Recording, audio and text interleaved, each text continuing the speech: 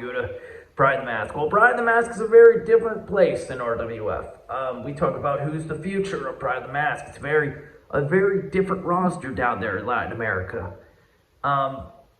We just talked about RWF, and I'm not saying, and you'll understand in a second why I say this, but I didn't say Urban Jump was the future. Now, I'm not saying Urban Jump isn't going to have a long reign, but there's a lot of competition on that RWF roster. There's a lot of vicious people on that roster coming up behind Urban. However, in Pride in the Mask, and after my close call with COVID-19, if I burn a bridge, I burn a bridge. But I'm going to be blatantly honest with Pride of the Mask right now and the rest of that Pride of the Mask roster. The current reigning Latin American champion, Mick Mack, is the present and the future of Pride of the Mask. That's based off of his charisma, his athleticism, his accomplishment in that company. And the facts are facts. That roster needs to catch up. Now, I don't know who needs to step up. I don't know what the circumstances are going to be. But somebody needs to step up. Because Mick Mack is so far ahead of the rest of that roster. We're talking about guys and I'm not trying to insult anybody, and I'm not trying to, this is a shoot interview. So some people's feelings are going to be hurt. But let's look at the last Latin American champion, Fiesta. You want to talk about underachieving the last couple of years after losing the title. He's floundered, he's underachieved. You had guys in there that just kind of float around. Your El Conquistador, El Valientes. That's a guy, the first Unbound champion. Well, you would have said, wow, he's fine, former Panama champion. But let's face it, they were very short reigns, very short-lived. He got hot for a second, and he's completely underachieved. He had brought a lot of pride to Pride of the Mask by winning the Unbound. He's world traveled. He's been all over the road, of course, but the guy's just underachieving.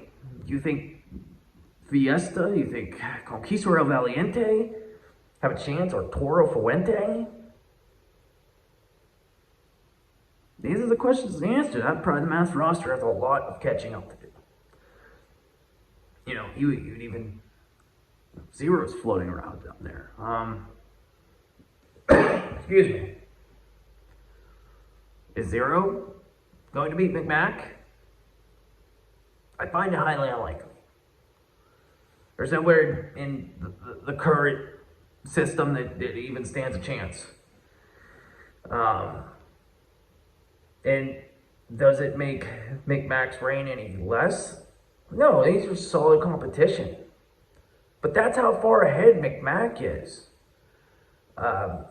He's proved himself to be a champion. He could be a real champion anywhere now.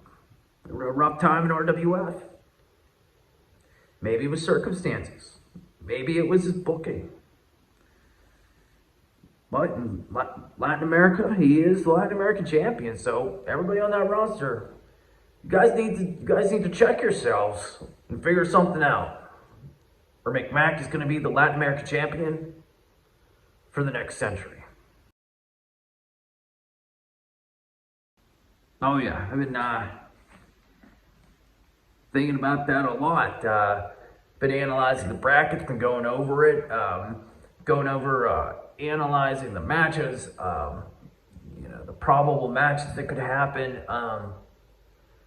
But if I could take my pick, who is going to go really far, or even perhaps take it all, I'm going to go with the Revolver, Mason Hazen. He's always a solid pick. big fan of the Amazing Hazen, former European champion of the RWF. And I'm basing this off of not only I'm a fan of him because he's good, world class. I'm picking him.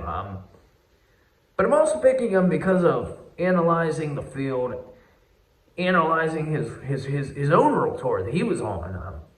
Before Toto, actually, it was like he was training for it before it even happened. But I would go with Amazing Hazen.